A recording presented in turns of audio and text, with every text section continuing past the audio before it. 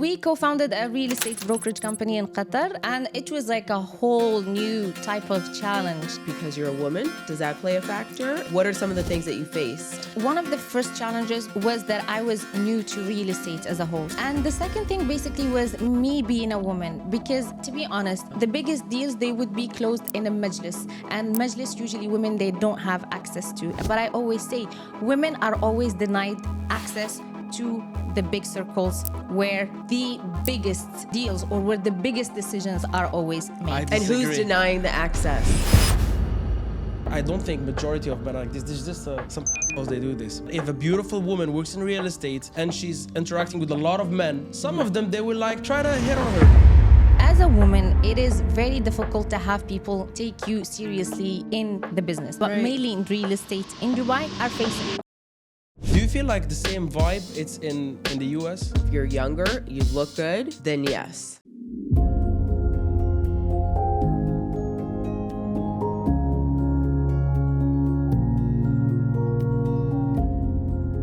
Hi guys, and welcome to another episode of the Your Luxe Lifestyle podcast. And today we're doing something very different. I have not one, but two guests. And I'm live from Dubai, and I'm very excited for you to meet them. And go on, introduce yourselves. Hi everyone, love from Dubai, much love from Dubai. I'm Walid. I'm Algerian, living in Dubai for now almost 9 years. I have a podcast as well. It's gonna be my second time ever being a guest. Oh, So I'm excited. I'm loving it. nice. Yeah. Now you're gonna be in the hot seat. I love to be in the hot seat. Okay, so he interviewed me the other day, and a little spicy. So let's see how today goes. I love to be in a hot seat. Okay. Hi guys, this is Rajae. I'm Moroccan living in Dubai, and I'm a broker, real estate broker here in Dubai, enjoying life and making some big moves in this beautiful city. Nice. Thank you for coming on. I was actually introduced to her by this guy, and I'm so excited. That's one of the things that I've learned since I've been here. It's really easy to make connections and really good quality connections here in the city. And looking forward to getting to know both of you guys a little more personal. I'm sure we're gonna have an amazing podcast. I hope it's gonna be fiery and spicy. Our podcast last time, it was amazing. I loved it. One of my favorites. Cool. Yeah. Okay, so let's start with you, young lady. Okay, so tell me, you're from Morocco. Yes, Tell me a little bit about you, your upbringing, what brought you to Dubai. Well, it's an interesting story because usually whenever I'm asked about telling my story, it always kind of takes me back to the first moment when I picked up my strong independent syndrome. Ooh, okay, I like that. I call it my strong independent woman syndrome. Okay. And that's like when I was 14 years old, and I decided to kind of go to boarding school. 800 kilometers away from where my parents lived. Wow.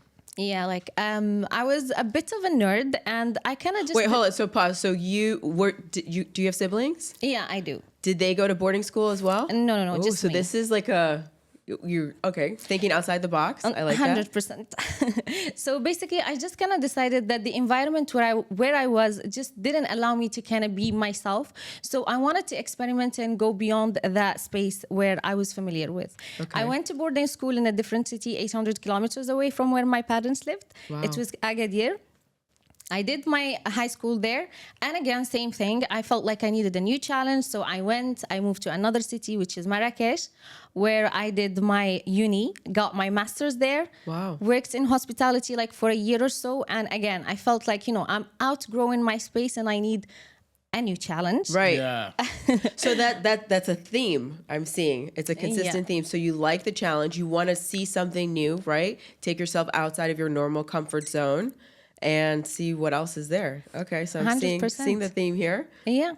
So, and after that, like I suddenly decided that I wanted to move to Qatar. And don't ask me why Qatar, but it was the first place that popped in mind. And I'm like, you know what? I've never heard anything about Qatar. I might as well just go and discover the city. Did you pick it, like just randomly pick it from a map, or like Did you know anything about it?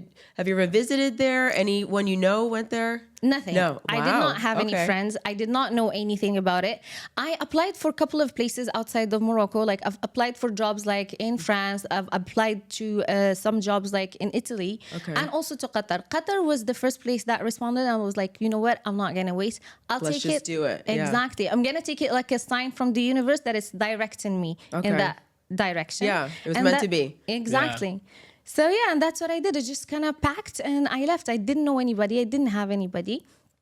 Okay, so all of these changes, these transitions, these moves, what are your parents thinking? Are they supporting you? Are they like, what are you doing? Are they concerned? What's their standpoint? See, with my parents, you know, like parents, they're always concerned and they always want you to stay around them. But they knew like from the get-go that I'm not like that. They're other She's kids. the black sheep. Okay, yeah. Exactly.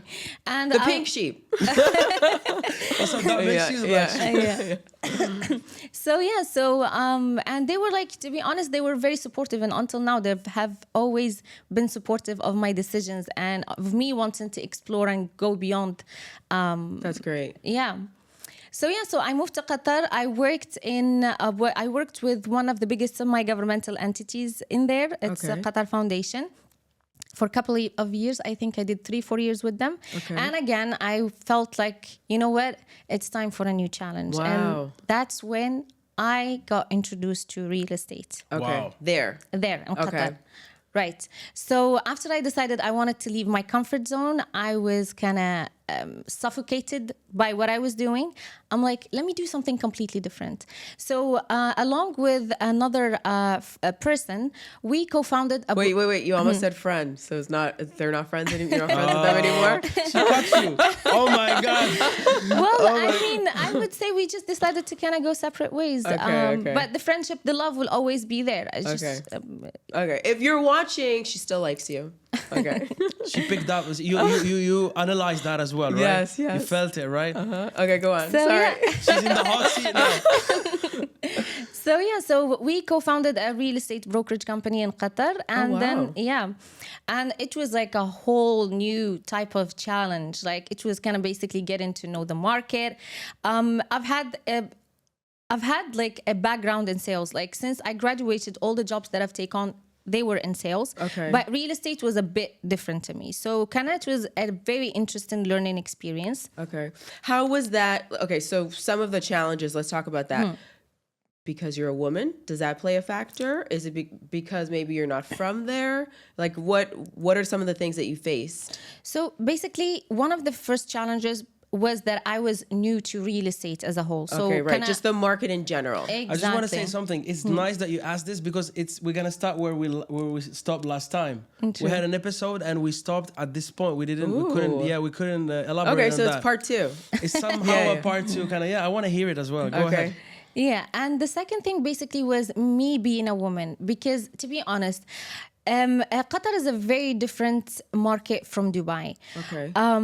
See, we had access to everything that everybody else had access to, but the biggest deals, the key people in the market, we couldn't have access to them because we were women. Because the biggest deals, they would be closed in a majlis, and majlis, usually women, they don't have access to a majlis. I don't know what a majlis is. A majlis is a space that it's like an extension of the villa or the house of a person. And usually like all the big people, the key people in the market, they have their majlises where they gather, like all the men are gathered, and then they will have like their talks, their gatherings, and obviously also close their deals. So we Like a council almost? Yeah. A sort Kind of of. council, yeah. Okay. it's more social than for business, but it Okay. is being used for, you know, because like if you're sitting with people and you all doing the same thing, and for instance you're all doing real estate or you're all businessmen, obviously it's not just going to be social, it's also going to be Business lots of too. Yeah. Exactly. So it's funny little tidbit. I work for a broker in Miami. And it's funny because I always say to her, because we're friends as well, I'm like, oh, let's go for dinner or let's go for drinks. But no business. Like, we're not going to talk. We always end up talking about business. Always. Exactly. So I understand that. So we were denied access to those big and important circles where the biggest deals were happening. Got it. We were actually doing very well because we were not only focused on Qatar, we were also selling Dubai as a destination in Qatar. And that's where I got introduced to real estate in Dubai. And that's from where... there. Exactly. So in Dubai it's different. It's not the same mentality, but like between Qatar and Dubai, the access for market or the big names, also they're attainable from all genders. Like I saw that I didn't know about this about Qatar. I'm shocked. Like there's no majlis here, I believe. Yeah. There are no majlises here, but I would say even here, you do, like, see, in Dubai, you have a better opportunity in networking with high net worth people. Yeah. Right? Okay. However, still... But why? Why? How would you say that? Just they're more open to you, or you have access to them, like certain locations, or are there more events? Here do you have access to high net worth individuals versus Qatar? It's, first of all, because here it's like a melting pot of cultures. So you have people coming in from different places in the world. You have millionaires, billionaires coming in from different parts of the world. So these people, they usually you would find them in social settings. You'd go to a restaurant, you would meet them. Here there are so many events. If it's not in an event that is real estate oriented, it could be in something that has nothing to do with real estate, but you'd still be able to network with these people. So they're very accessible and you can find them just about anywhere. Where in Qatar, because it's a very conservative country, your options, or like I would say your options are very limited where you could meet these people. And it's always in a very formal setting, so that also kind of restrains the interaction. You know what I mean? But to be honest, I'm gonna say something here. In Dubai, we do have way better chance to actually have access to these people. But I always say women are always denied access to the big circles where the biggest deals or where the biggest decisions are always made. And who's denying the access? It's because usually it's other men that want to be in that circle with those high net worth individuals, or the individuals themselves. They're a little bit more... I don't want to say that it's being done in purpose. It's just like when like a very high net worth, powerful men are making decisions. Usually women are not part, or like they're not sitting at the same table. Interesting. I'm just saying it's the circumstances. I'm not saying it's being done on purpose to keep women out of it. But I feel like... And I'm sure it's changing too, right? Definitely it is changing, where women now have more access to... than before, but still, this is just my perception of it. But you're talking about the decision making or the opportunities to sell? I'm not talking about the opportunities to sell. Here, the opportunities to sell are so many because the market gives you enough choices. If you don't want to be working with developer A, you're going to be working with developer B. However, I'm saying when a group of big investors are sitting together to decide whether they're going to make an investment in a project A or a project B, most of the time, women are not part of that circle. Yeah, interesting. Okay. No, but so we need to figure out a way how to get in there. I mean, with them taking us seriously too. That's the thing. It's not just being able to have that access, but I want you to sit down. I want you to listen to me, and I want you to take me seriously. 100%. But this is one of the things that, as a woman, it is very difficult to have people take you seriously in the business. It's a challenge. I'm not saying it's not. It is there. And so many women have proven their worth and their skills, and they're competent enough to be leading like big companies, or not just companies, like they can lead countries. But I always say that this is one of the challenges that I personally face, and I know other women in real estate and other industries, but mainly in real estate in Dubai, are facing. Because when a client is looking at you, when he's looking at you as an agent, there's looking at you as a woman, and then there's the on the other side there's the man. So there's like a separation. No, there's no separation. But this is, I think all of this happens on a subconscious level. Like if I'm here and you're an agent, you're a female, a beautiful female, and he's an agent. When I'm gonna look at him, I'm not gonna... My first judgment is not going to be like, oh, he's good looking, so he might be good or bad. But I get what you're saying. But us women, the first thing that we get judged for is our looks. The outside. Exactly. So a person would look at you like, look at her. She's not presentable. Or be like, oh my God, look at her. She's so hot. I don't know what. You know what I mean? Right. So you're first judged for your look. And that taints the judgment of your skills. Right. If you're actually skilled enough, or maybe she's too pretty. I've been told this so many times. Pretty girls, they don't perform well. Right. Ugly girls, they perform better. I'm like, that's so unfair to say. Well, so to touch on that point, it's not just here. Like the same thing happens in Florida too, in Miami. I mean, you have to prove there are so many guys, right? They contact you and really they just want to take you to lunch, or they want to, they waste your time.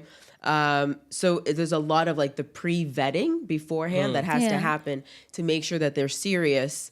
It's not just someone trying to slide in your DM saying that they're interested in buying a property. So I get what you're saying, but it's across the board too. I think it's many markets. Yeah, that's I true. want to ask you something, Isabella. After you heard what she said, do you feel like the same vibe it's in the US? Is it like it's not different? In what way? In terms of women in the market, in the real estate, let's say the real estate market.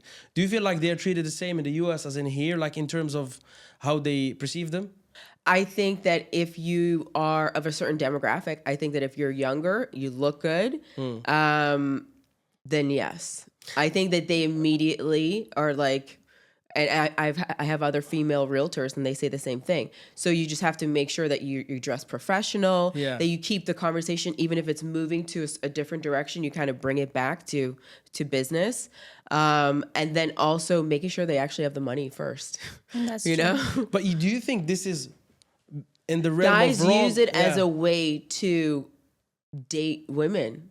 Yeah. Yeah, but like, do you Or think... they feel like maybe she will do something to close the deal. I got your point. Yeah. Like, I don't think majority of men are like this. There's just some assholes, they do this. But Yeah. what I want to ask you is that, do you think this is in the realm of right or wrong, or this is in the realm of it's natural or not natural?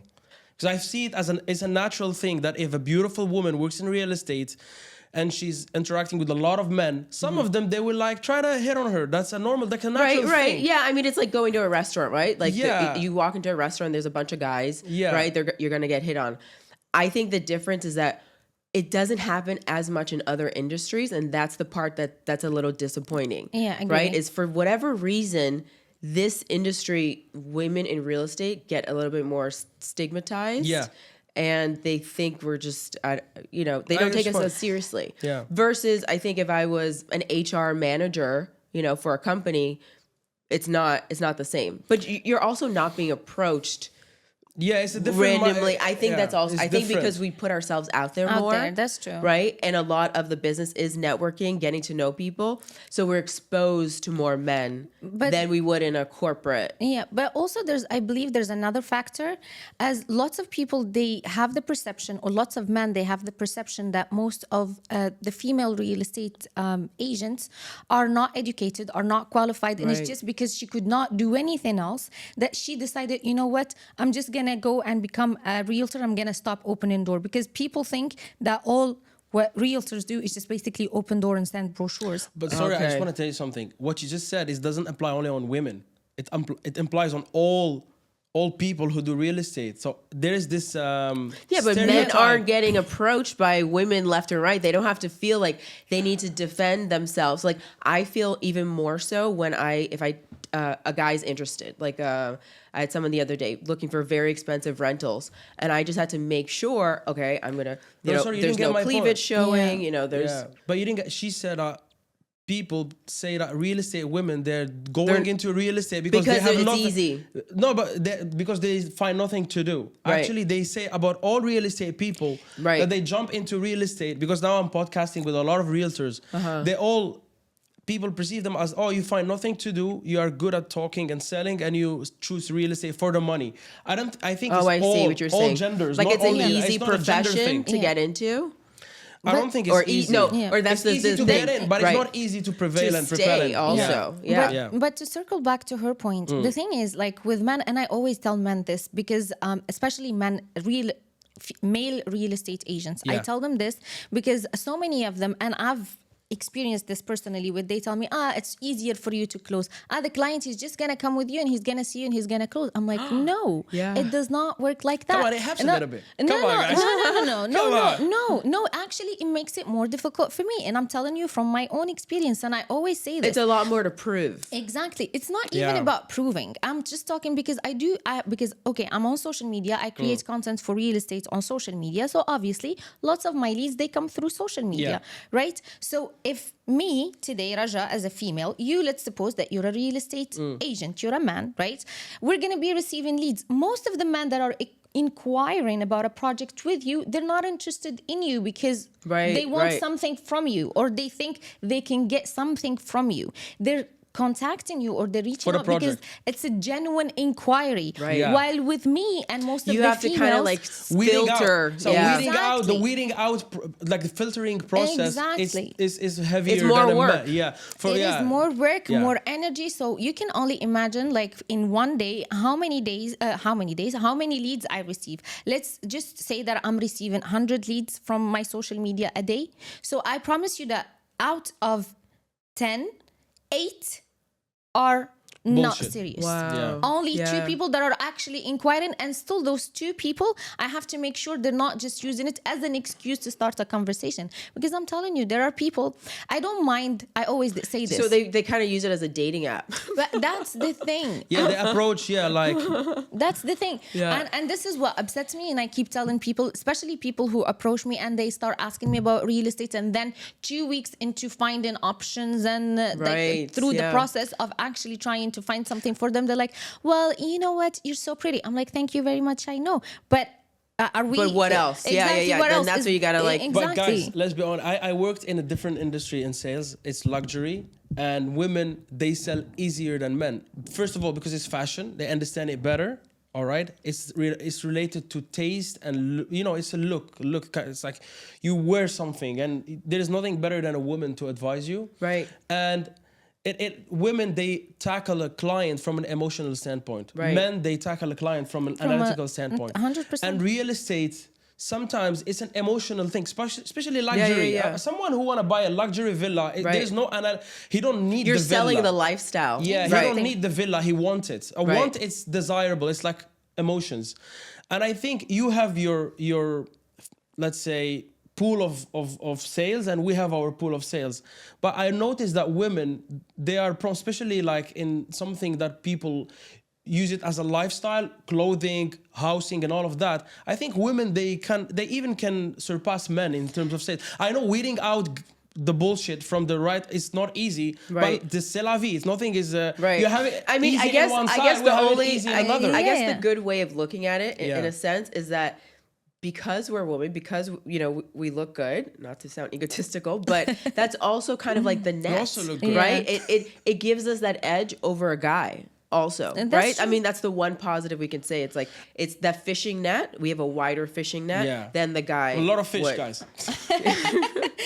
And see it from a positive side. You receive a lot of compliments. But I mean, it stinks. It's like, it's more work, right? But at the same time, it's like, okay, you just gotta weigh it out. 100%, I agree with both of you. Yeah. I'm not saying like what actually. But I experience the same thing. I know what you're saying. It's a pain. It's a pain. It's a pain. I'm not saying that women are not, like, women actually are really good at sales, and most of sales. For me, like most of sales, not just parts of it, is just emotional. Yeah. We make decisions emotionally, and we find excuses for them logically. Oh, no, I made this purchase because it's going to be... No, it's all emotional. To justify it. And we are better equipped to... tackle things emotionally. Exactly. Analyze and use emotion to get someone to do something. Right. Not to say that it's manipulative or anything, but that's how we're equipped. Yeah, but that's how we're equipped as women. I like to say it is. I mean, it is a form of manipulation. Like all sales, right? Even like commercials you see on TV. Marketing is manipulation. Marketing sales is manipulation. Guys, women, they build manipulation systems from 3, 4, 5 Kids, years no, old. Everyone knows. But men, they tend towards physical stuff. Women, they tend towards using emotion and manipulation from a young age. This is how we are hardwired. This is us, our nature. We cannot change it. You got my point. That's why I ask about, is it right or wrong or natural or not? Right. It is natural. So it's biological. We cannot weed out biology. Even we're talking about business and technical stuff. But biology always finds its ways. Right. And the only way to survive is to use it. Like, not change it. You cannot change it. Find It's ways just- to yeah. master it. Find ways Yeah. to master it. Okay, but let's go back to you. Like, okay, so Morocco. Okay, so, no, you're in Qatar, right? Yeah, Qatar. And you wanted a challenge. You started real estate. You had someone with you that you were gonna. Okay. And okay, so tell me the from there. So yeah, so You were learning. Oh, so the destination was Dubai, right? Yeah, so we were selling Qatar and we were also selling Dubai as a destination. That's where I got introduced to Dubai and to the market in Dubai. And to be honest, like, I'm going to be very frank when I say that in the beginning, when I started doing real estate, it was solely for the cash, for the money. Okay. And it Obviously. was exactly, it wasn't a passion of mine, and I would not dare to lie and say, oh, I used to love it. No, Right. it wasn't like that at all. It's a But- good business. Exactly. However, like when I got introduced to the market in Dubai, I kind of started liking it. And now I would What do you like about it? I like it here because the market here is very different. So first of all, like the market is bigger. So you have like hundreds of developers here in comparison with Qatar. Like we have the main ones that we used to work with. We're talking about 5-6 maximum. Okay. So even the diversity of projects that you get to work on. Here you have branded, non-branded projects. You have Right. different It's locations. way more, yeah. Like there's just like you have so many options. It's beautiful. It kind of if you feel like you're in a garden and you get to pick whatever flower you want. You know Right. what I Oh, mean? I like that analogy. Yeah. So and it's just kind of Starting. no, and I feel like Dubai just kind of gives you that. It's just so glamorous, Right, yeah. that you kind of get caught up in that. Yeah. You're like, I want to work on this project. No, I want to work on this. I want to do this. I want to do this. So you kind of start developing a liking towards it. And when you start making money out of it, you're like, You're like, no, "Oh, even more. I like it even more." Now I love it. And I was just thinking about it earlier. I'm like, I actually love doing real estate in Dubai. Starting from, I'm just doing it for the money, now to saying I actually enjoy it. I love it. I Wow. just find the challenge very gratifying. you know? Nice. So when did you move here? So I moved permanently here. It's been a year and so. Okay. But so you're a newbie.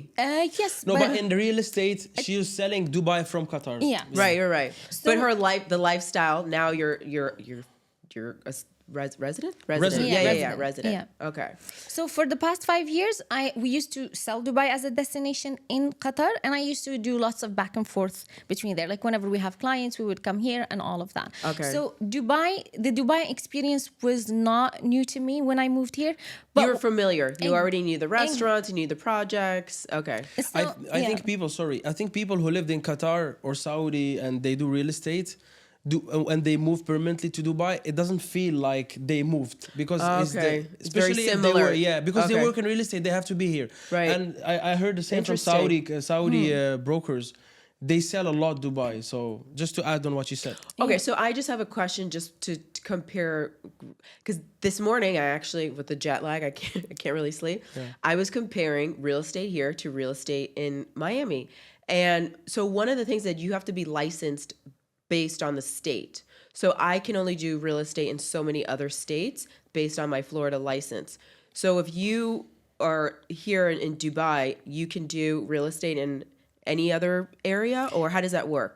To be honest, like with me, I've worked, the only other, I would say, city I've worked on is Ras Al Khaimah. Okay. Ras Al Khaimah is where there's the Wynn Casino coming in 3 years, 2 years and a half. Yeah. So that's the only other city where I worked on, and we weren't required to get any special licensing from Ras Al Khaimah itself.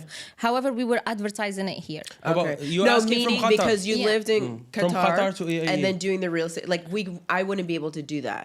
I think agent No. to agent, right? No, like for instance, like moving, like when I was selling Dubai and Qatar, that was not an issue. But in order for me to practice here, I had to get a license. I had to get my brokerage card. I had to get my RERA license. Okay. But for instance, as I said, now that I'm doing sales, selling projects in Ras Al Khaimah, Khayma, I'm not required anything special. But what you want If to that- know, if that- if when I she got- was selling Dubai from Qatar, this is what Right, you were, yeah. right. Living in Qatar and selling Dubai from that location where you lived, you didn't have to have a Dubai no. license and a Qatar license. No. We Okay. had a license. We were in Qatar. When you're licensed to sell in Qatar. I could be selling Dubai. I could be selling Morocco or Turkey interesting. or whatever. So yeah, that's something that's different that we Yeah. can't. You could only sell in your area where you live and where you're licensed. Yeah. Okay, so you moved here, and how do you like it? Well, I love it. Okay. I'd say it's been very, very eventful. Okay. A challenge, or let's compare it just to, because Morocco was a long time ago, right? Yeah. So let's compare it to Qatar. It is definitely. See, a I'm like, I challenge. have to say it the right way. I'm always Yeah. trying. That's why I keep asking, like, how do I say your name? Because I know visually what it looks like, the letters, but I just want to make sure I don't You say, sound "No, like it's like okay." a gringo, you know, like someone that's like has no idea.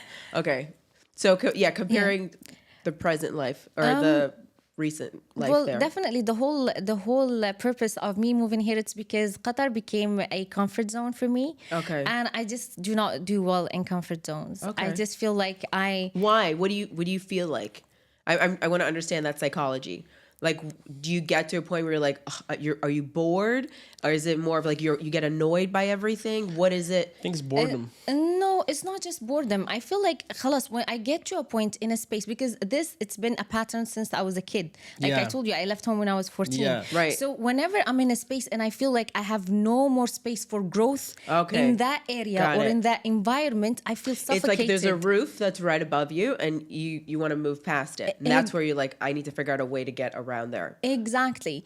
And the thing is, like, and because also I have noticed a pattern, like since I was a kid, when I did my first move to Agadir, the second move to Marrakesh, every time when I linger longer in that space that serves me no more, I get into a depression where I'm like, no, I cannot be in this space. It's suffocating me.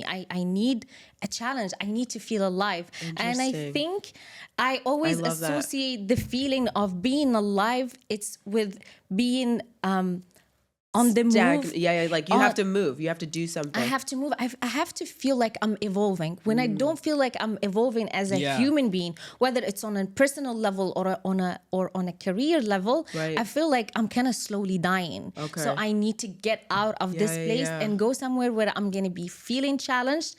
I know it's gonna be difficult because I'm gonna be very straightforward. Like Dubai has not been like easy. Right. I'm not. Well, it's Yeah. like I said to someone the other day, it's like a New York, right? I feel like this is like the New York where, you know, the saying is like, if you can make it here, you can make it anywhere. Yeah. It is a fast pace. There's a lot, it's saturated. There's a lot of competition, So much. right? So you have to prove, you have a lot more to prove versus I feel like, I don't know what some of the other like suburbs or, you know, if you're not like in the city or Yeah, what yeah. have you. Like it's more of like a slower way Vibes. of living. You're not pushed as much. Here you're pushed to like, to see how much you can do or how far you can go. You know, right? the way I look at it is when I was contemplating it earlier, I'm like, and because I do sit and contemplate a lot. Yeah, And I yeah. do talk to myself a lot. And I'm like, I think that's good. Like self-analysis, auditing. Yeah. yeah. I was like thinking, this city is so magnificent. And it's so beautiful, but it's so overwhelming and it's so challenging. Like it's like two extremes. Right. And it's like there's the beauty, the glamorous, the amazing side of it. And there's like the other side where you're like dark side. Exactly, where you're like Yeah. So how I feel is that it's moving at a rapid pace. Just from my the hotel I'm staying at on Business Bay, and I see just early morning before the sun's even up, they're out there getting ready to start working on these buildings, right?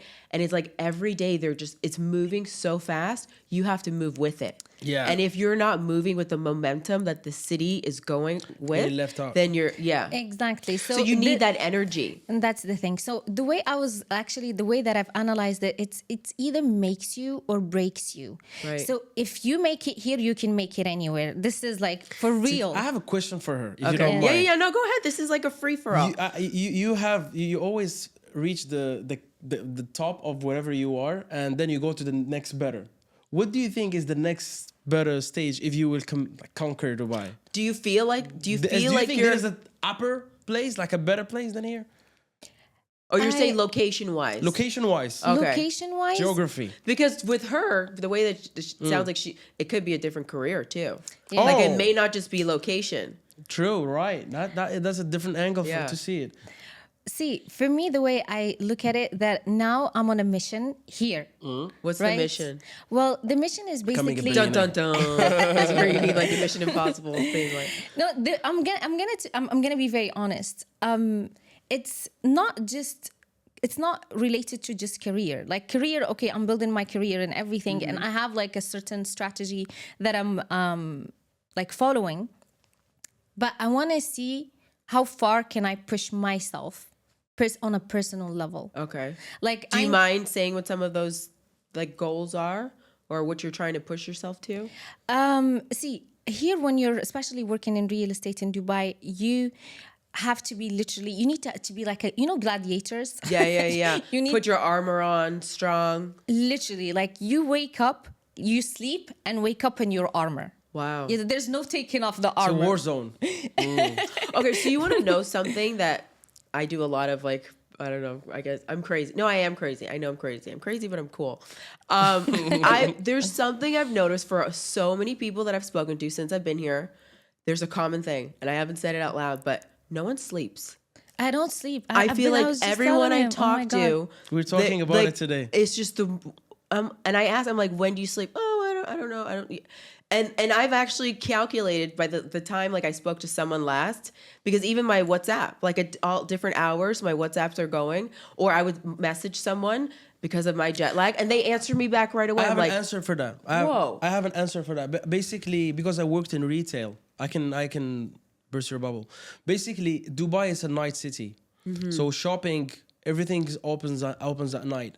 And even though you're from Miami and Miami is humid and hot, Yeah. I don't understand why Miami closes at 8, as you said. Yeah. Dubai opens at 8. Right. We go out at 8. You know, sometimes later than 8. so I would say it's no. So Miami is actually one of the later cities compared to other cities in the country. Because it's hot. Because of the weather. Because think about it. No, it's also more of like it's a party city. A party city, Like exactly. it's a lot of people. Like our clubs stay open Yeah. late. Like Yeah. our clubs stay open till 6 in the morning. Our That's clubs till 3. unheard of. Like in 3. other places. Well, in I lived Morocco, in they're Dallas until for a while. In Morocco, we can 8 still a.m. till the... Exactly. It's open all the time. Oh, we have one of 8 those. It's- a.m. Like yeah. you can go to a party and after party and after And then after breakfast. party Yeah. and then maybe even lunch, and Lunch. people are still Oh partying. my gosh. In certain places. Yeah. So Miami's one of actually the later cities. So I lived in Dallas for a little bit, and if you're not at a restaurant by 9:00, like You're too not bad. They say sorry, Yeah. we're done, whatever. We can serve you like an appetizer, like. So a lot of cities close earlier, and I think that we're later because it's a party place. It's actually the number one. It was ranked as like now the number one bachelor and bachelorette party. People used to go to Las Vegas a lot Now they're to going like to live out Miami. there, Yeah. whatever before they get married. Now they come to Miami, and so yeah, it's a later city. Yeah. But we also start very early. A lot of people are all about like waking up with the sunrise. Yeah. And starting like wake up, work out, go to work.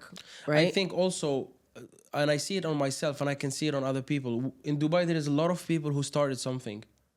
That's the And when thing you start also. something, you're pumped, you're hyped. Yeah. And when I'm starting something, I don't know if it happened to you. I think it will happen to you because we have the same mental issue. When you are starting something, you're so excited that you cannot sleep and you wake up early. Right. And there's a lot of people in Dubai, either they're starting a career, having stress about like closing something, or they are starting a company, or they joined recently. I agree. You got I my agree. point. The thing is, because it's true, there are lots of entrepreneurs here. There are lots of people who are leading startups. You have lots of realtors. You Yeah. have lots of creators. Like And also this economy here is global. So you're based on other time zones that you need to be awake True. for Exactly. to speak to those people. Otherwise, you're going to miss out on the deal in England or You wherever. nailed Yeah, it. or the Actually, US, yeah, I yeah. just remember you nailed it because even Dubai, I don't know if you know, they changed the weekend from Friday, Saturday to Saturday, Sunday because they were losing a lot of money because they were taking weekends in a time where a lot of business was happening. And I know a lot of people. I just remember they're online teachers, insurance salespeople. that they work in different time zones. Right. Living here, they work in different time zones. Right. So yeah, you're right about this as well. That's So another then, one. okay, so then what's the balance? Like, how do you? Because after a while, it catches up to you, It's right? bad. It's Yeah. bad for health. See, I'm gonna be very frank about it. I don't believe much that it depends, because if you're on a mission, there are so little time for you to take breaks, and even when you take breaks, they're very calculated and they need to be well placed. Right. So that's why, like, I think most of people, they're just on. We're all on the run. As I Fast, said, you fast. sleep. Yeah, yeah, yeah. Exactly. You sleep literally because the city is like tick, tick, tick, tick, tick, tick, tick. Right. It's either you're catching up and you're like running at the same speed with the city and with everyone around you, or you're just going to be like, No, but I disagree with you. I think I know a lot of successful people. They sleep at 9. They wake up at 5 in the morning. Dubai. They Yeah. live here. They're super successful. Sleep at 9 at night. Go to bed at 9. 9 at night. Yes. And Okay. I wake up. I know. I can even name 2 people now. There is Nusayr and another friend of mine, Jim. Jim is Okay, German. but that's probably like 2 out of 100. No. Actually, I know a lot of people. They sleep early and wake up early. The problem is that some people, like us, like they call them the night owls. At night we have FOMO. We want to go out. For me, it's very hard for me to sleep at night. I get depressed. I feel bad. I have to do something before I sleep. Something a little bit extreme. I go out. I don't know. Watch a crazy movie. I don't know. And a lot of people, they're like, we get used to the action. So what I have to do is that I have to reduce all my interaction, my social interactions. This is every night. For example, lately I'm going out a lot tonight. Okay. At night. Right. All right. So when I want to change my routine to sleep early, because I have to sleep early, the first 3 days I get depressed. Around 8:30, I know I'm not gonna go out. I have to sleep. I hate that. But see, feeling. now I feel like you're in your head. You're telling. It's like a mom telling a kid, It's like I have you my gotta go to boss sleep. inside. Yeah, I have like a boss. Like But my why brain. aren't you excited to go to sleep? Like you don't get. I want to do something. Huh. And a lot of people are like, I think you can relate to that as well, Raja. see, the thing for me, to be honest, is just because when there's like so much in motion, I'm being very frank. No, thank Because, you. I see, appreciate it. In order for you to get to a place where you have that work-life balance, you need to have everything under control. Okay. And I feel like if you're working on so many things, or if you're wearing so many different hats, and for instance, I'm a realtor, so basically that's my job. Like I have to manage so many different clients. There's a lot of tasks. Exactly. And there are so many tasks that go under that. Yeah. Plus I also create content on social media. Right. And I'm in charge of most of it. I have people working with me. However, I still have to tell people what to do and all of that. Exactly. I have to manage those people. So I'm managing my social media team. I'm managing my clients. There's so much to be done. So I feel like when you have so much and you have not reached a certain place where you find your sweet spot, and not so many people. Where it's like it's like a machine, and now the machine can kind of run on its own. Exactly. You want to get it kind of like smooth. Exactly. Because and I feel I'm sorry to interrupt you, but I feel like it's also because I've seen so many successful people, and I've seen so many people where they actually have hit their goals and everything. However, it stays like a vice. Like they cannot get rid of it. That's what I wanted to say. Exactly. That's what I wanted to say. You always want to be to have control over things that are happening around you. So your brain is working all the time. But that's what he asked, and he was like, "Where's the cap? Like, what's next?" Also, About right? her. About yeah, her, you were about the saying like, sleeping when thing. is she gonna know when she hits that point? No, but what we're talking about, which she really said, maybe I'm wrong. So the sleeping thing, you have a lot of things to do, and you stay for 1 year trying to do those things, and then you control them, and you're smooth, everything is good. And then now you can sleep early, but your brain, you leave a void to your brain, like your brain wants to do more. Right. Okay. Now you have nothing to do, everything is in control, you put all your business on But now online. you've been trained But kind your of like brain that. is You've been like- programmed. Yeah. The program is installed. So And it's that's what's difficult happening get- to me. yeah. Now I'm in a stage where I can allow myself to just sleep, I can sleep around 11. I can sleep. But my brain is like, You're like, I should be maybe doing something. Maybe we have to do something. There's an opportunity somewhere I'm missing out on. Yeah. Guilt tripping basically about missing I think opportunities. that's why they call FOMO. Yeah, FOMO. yeah. Fear of missing out. My brain does is that it replaces that with like I indulge into meeting my friends, doing like sometimes a little bit of bad habits. Okay. And then I feel I blame myself, and then I align. Then I can. It stays a Well, week. what's the align? Like okay, so 4 days in a row you go out and you're For like, exa- I'll okay, give you now an- I'm going to stay home for 2 days. I'll give you an example. I set up, checked on 3 months. It was excessive. That's a lot of work. My podcast. Right. Now everything is in line. Everything. Checkout checked. Yeah, checked. Yes, the best. It's one of the best podcasts Yes, in it town. Thank you, mate. Little plug. She was my guest. She was Yeah, my. yeah. My episodes are a little bit controversial, so yeah. So, anyways, when I set it up, everything is in line. I know my editing. I know my time frame. Everything is controlled. Right. Last week, I was like, okay, I have to come back to sleeping early now. I have to fix my lifestyle. So I couldn't. So I started hanging out with my friends, sleeping till 3 in the morning, waking up like around 11 the other day, sometimes 9, depending, you know. Mm-hmm. But my brain is start telling me again, look, you cannot keep going out and all of that Yeah, because it's you not have work the sustainable. next day, you have to edit.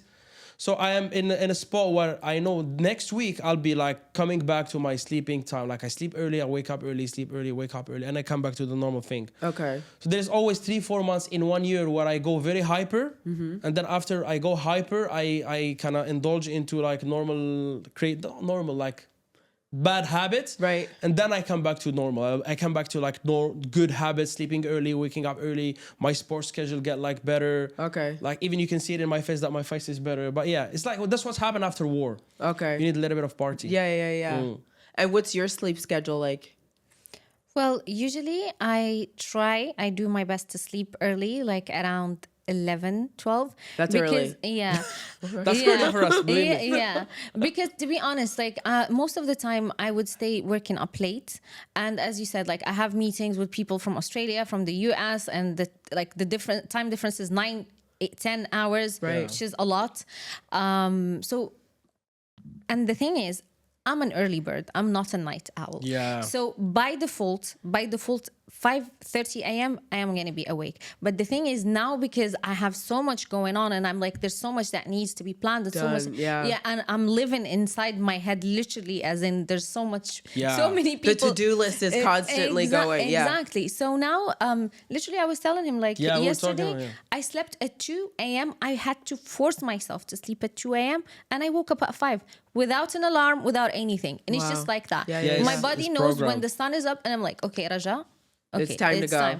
And I feel guilty, even like, for staying a little bit. I'm like, okay, just let me sit a little bit in the bed. I want to chill and whatever. And my brain, no, you can. If we get up now, because I already have a schedule for my day. So we can already start. Right. I would blame it Planning. also on social. No, we can not even planning. We can start checking things off the list. So why are you going to be sleeping? I want to ask you Chop, chop. something. Right. Because you're in social media, you're like a creator in social media. You don't feel one of the reasons why you're staying up late is like checking analysis? Does this happen to you? Checking the views, how you can fix this, how you can fix that. I'm fully social media, content creation. Yeah, So yeah. it's my job. And from 11 till 2 in the morning, it's all analysis, graphs, seeing work, like reviewing my old content. Does this happen to? Do you think the social media is making you stay late as a Is that part creator? of? Well, I think from what she said, because she's the creating part too, right? Yeah, you The get creating and the creative. managing. Yeah. It's social media is a big part of your business, huge part of your business, huge part of my business. Well, it was my business for many years. Yeah. But is that affecting your sleep schedule? Are you? 100%. Yeah. Social But media. at least For me, it's also consuming. Yeah. Like I go down that wormhole. Oh, Where I'm like, yeah. oh my god, The and marathon. then now it's feeding you stuff based on what you just saw, and I was like, oh okay, and then now it's hours later, and you look at the clock. Yeah, it's horrible. But at least, like, I feel like lately I have optimized it. At least, like, if I'm on social media or if I'm scrolling, like, through Instagram, at least I'm not doing it for leisure. Okay. I'm being productive. Okay, like, that's I'm good, being yeah. inspired from other people. Yeah. I'm trying Yeah. to see how can I optimize my content, how I can do better, how, like, I feel Yeah. like at least It's like studying. Exactly. Right. So for me, literally, I'm using Instagram as a search engine. I'm not using it as a platform to just, previously I used to do that, but I have taken a decision where it should be fruitful. Right. Otherwise, why should I be wasting time? I can take a pill or try to sleep or something. We are all social media people, right? Like I am fully in social media. You're social media, real estate, something similar to her. But you're more into the luxury lifestyle, not only real estate, right? Yeah. Well, my business was luxury travel, content creation. Yeah. Basically, I want to ask you guys, Yeah. I like this question. Between the traditional sales ways and social media, which way is generating for you guys more clients if you're using both of them? Social media Yeah. and like more traditional. Traditional as in calls, email, Yeah. For me, networking. Yeah. So I go to a lot of events, right? So one of the most recent ones I went to is called Brickell Babes. So it's like a city, like a neighborhood that's nearby. And they are events that are all new women that have moved to that area. So I go there and I say, hey, I'm a realtor. Because if most people, when they move to a place, they're renting, right? Yeah, true. So eventually they need to buy, right? Or their lease is going to be up soon. So then I'll be able to help them find their new place. So I use things like that, like networking, especially for newcomers. Yeah, That's how I yeah. get them. Good idea. That works for me. But it doesn't involve social media. So you're a networker. You acquire. Well, so no, I use social media actually as like I have a digital business card, and that's what I give to people. So I don't like to hand out like, because I feel like Yeah. people just So throw them such a away. waste, You know, yeah. it's like a little piece of trash. So I let them scan it, and on there is like the social profiles, and they're able to kind of see, okay, she's a person. She's not just she didn't just start, whatever. They can see the website. So They I can see your use social media, and they will like. I think networking and social media, they're complementary. You say they meet you in person, and then they get you more through social media. That's what right. you're saying. Yeah, All they right, get to cool, kind of yeah. like scroll a little. They see. That's why I like to post also kind of like my daily life. Yeah. So they see the person behind the It brand. builds True. trust. Right, and it builds credibility. What Yeah. about you, Raja? I just want to know. Well, to be honest, like for me, social media plays a huge role, obviously, because it gives you more. How can I say? Like you're everywhere. Like Right. Yeah. I'm here in Dubai. I'm doing real estate in Dubai. I have clients from all over Europe. I have clients from India. I have clients from Morocco itself and Algeria. So it kind of gives you that wide outreach. And I love that about it. However, also like in my sales, I rely a lot on networking and referrals. I love referrals. Right. Okay, so Yeah. referrals, I see it on a different line. Referrals is a different game, like, you know. But your But it initial is- leads, Yeah. How does it like usually the they coming come- in is what you're saying? yeah, For me, leads, all of them. social media. All of them are social media. Obviously, like if I am in networking events, I'm gonna be getting also leads from there. If I am like, for instance, just like when I go out, like I'm in social settings, also like people, how are you do? I'm like, I'm a Yeah. realtor. Yeah, yeah. I have a friend who's looking, or I'm actually looking. For me, So guys, I just want to that tell you help. something about my. Sorry, I interrupted you. No, no. For me, you know how I knew the power of social media? Tell me. It's crazy. Basically, Well, when- that's how I found you. Yeah, look, you'll be shocked. And like- I'm in a whole nother country. Yeah. Look, me, when you want to sell something, or if you are in sales, you have either a product or a service, right? And you're selling it. The power of social media to me was like I was selling nothing. I just started a podcast. I didn't plan to sell. I never did a sales pitch. I don't. Well, you're sell. selling opinions, maybe. Somehow, No? but like I don't have like a. There is. No I get what you're saying. There's no, like, I'm not doing. product. There is no transactions in my business Right. model. Then I have he's a not- podcast. yeah. That's it. He's Yeah. not providing a service. He's Yeah. not selling a So product. people start contacting me like, "Oh, I want to be in your podcast." And this is how much they were like, "Oh, how much you charge?" And I'm like, "No, I'm not selling. Like, if I pay you this, can I be in your podcast?" I'm Right. not gonna say the figures. They're not big, but it's just for like privacy kind of. And also I promised myself I will never do a sales pitch ever in my life. It's like a business. It comes natural. It's though. like a business social Yeah. experiment or a business experiment. I will never do a sales pitch. I'll never follow up. Okay. Okay. And I'm having clients, and my podcast, half of the guests are actually clients. Nice. Because they want to be on there. They want the exposure. They Yeah. want to also show, like you said, like the person behind the brand. Exactly, And yeah. That's a way to do it, to get your voice out there. And that was not my plan. I was like, I'm gonna do a podcast, find a sponsor. That's what now I have different business model, and that's through social media, not through YouTube. My YouTube still didn't kick off. I have some few reels. They went viral on Instagram, and that's working amazingly. Like, I'm happy. Congratulations. Thanks. Well, I want to thank both of you guys for joining me today. And I mean, the key thing is that we're always going out of our comfort zone, always, moving forward. Like you said, not feeling Stopping. like not stopping or feeling suffocated. And then also the power of social media. All three of us have that in common. Thank you guys for tuning in to another episode of Your Luxe Lifestyle. Stay tuned for the next one. And subscribe. And subscribe. Like, subscribe, and leave a comment. Everything. Yes. Thank you. By the way, I just want to say one last thing. Okay. We didn't plan wearing pink. It just happened. We're good. Thank you guys.